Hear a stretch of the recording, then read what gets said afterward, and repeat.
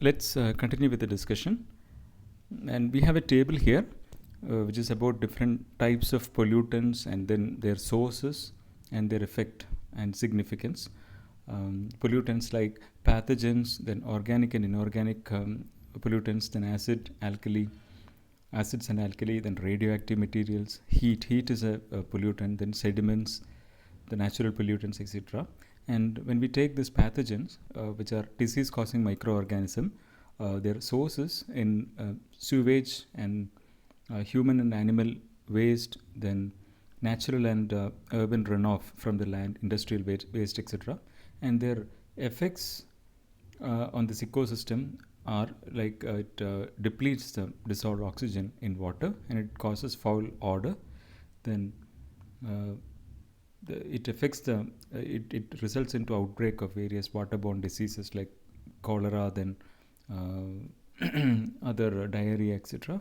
And then organic pollutants are like oil, greases, pesticides, then weedicides, then plastic detergents, etc. You can go through this. I'm not going in detail. Then now you can see that item number 5, which is heat.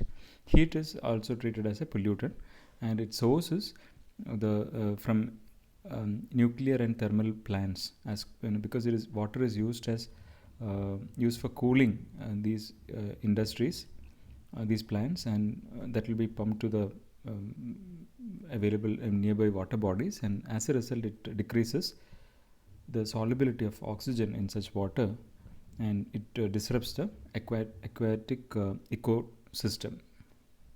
Now, the water pollution and some biological effects. Eutrophication. This is a process by which a water body slowly becomes rich in plant nutrients such as nitrates and phosphates due to soil erosion and runoff from the surrounding land. Soil erosion and runoff are natural phenomena, and by that, if a water body slowly accumulates this plant nutrients and such as nitrates and phosphates, then that lead to a situation or a called eutrophied water body, or that process you can consider as eutrophication. And we will understand what is the effect of eutrophication in the coming slide. And nutrients are released from organic waste by aerobic bacteria, which starts decomposing it. So in the neighborhood, if there are organic waste and the bacteria, the aerobic bacteria will decompose that organic waste and will release nutrients, and these nutrients get mixed up or will move to the adjoining water bodies. And dissolved oxygen, so here in the process, when nutrients get accumulated in water body, what happens is it consumes the dissolved oxygen in the water body, and it leads to the deoxygenation of water bodies. And these nutrients fertilize an abnormal growth of algae and other large water plants such as duckweed and all. What happens is these nutrients they accelerate the growth of algae and other plants in the water, and as it moves to the water body, and as the plants grow, some of them die due to large oxygen demand, because it requires certain amount of oxygen to nourish, and the water body may fall in short of sufficient oxygen because of this oxygen depletion, and as a result some of the plants will die out,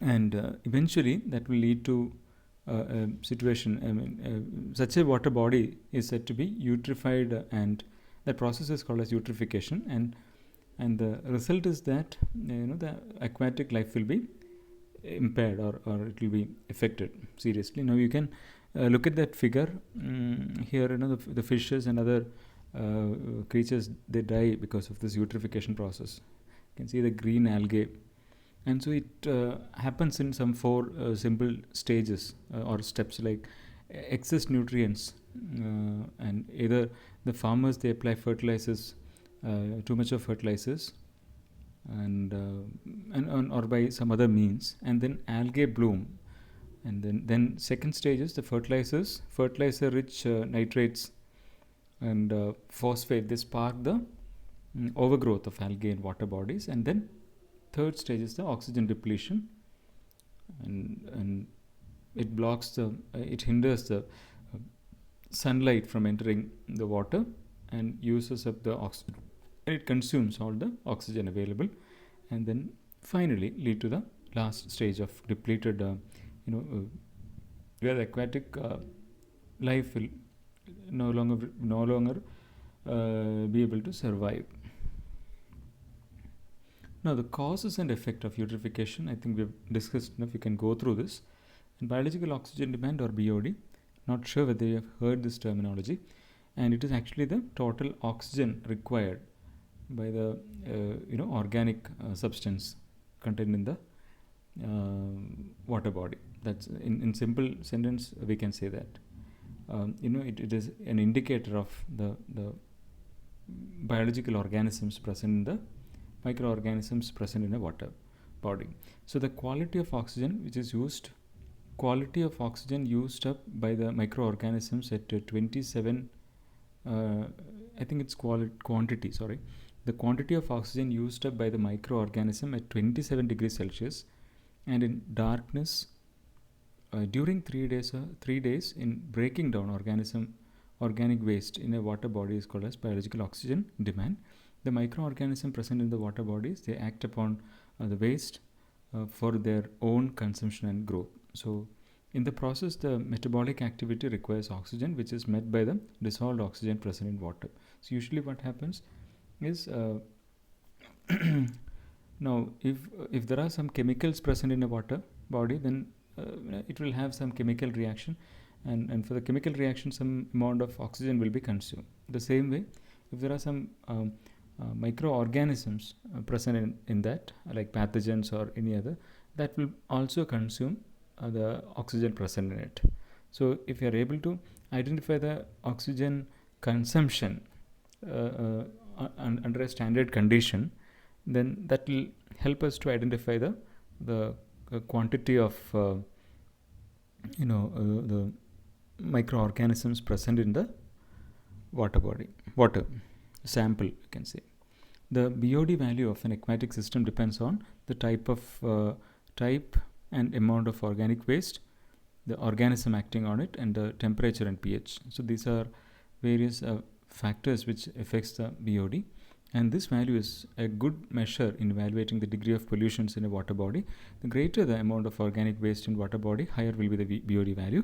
Less the polluted water shows comparatively low value of BOD. So that is a direct relationship between the consumption of oxygen and the quantity of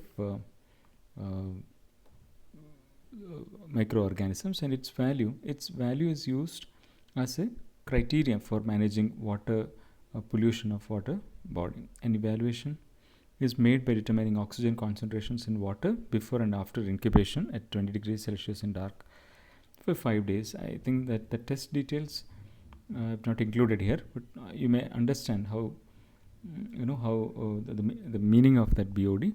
And biomagnification is another phenomena. It is an increase in concentration of accumulated toxic chemicals as one goes higher in the food chain. It's termed as a biomagnification.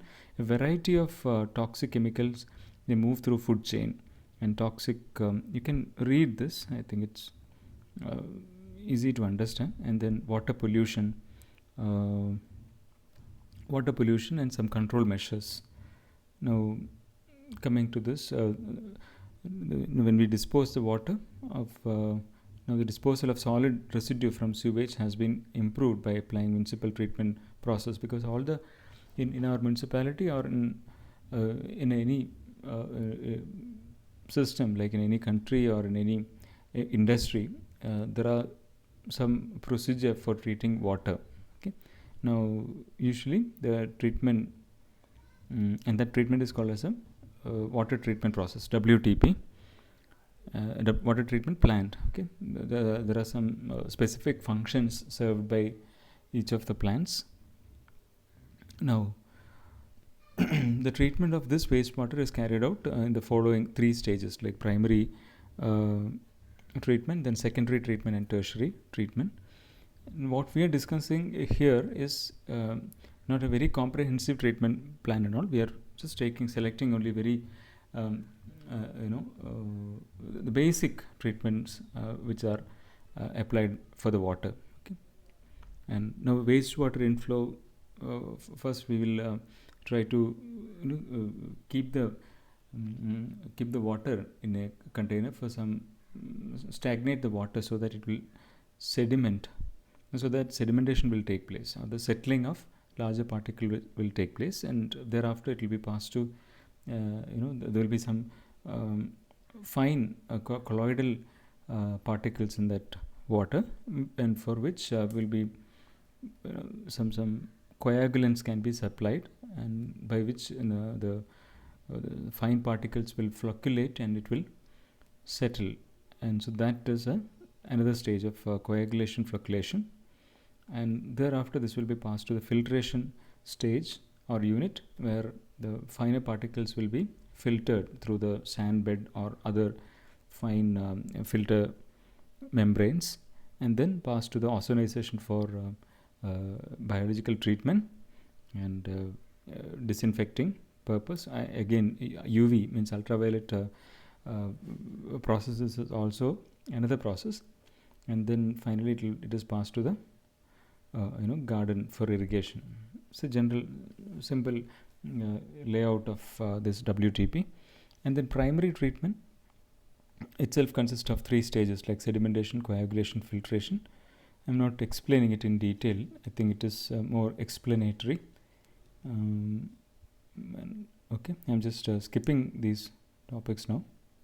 Okay, we'll continue in the next, there's one more video.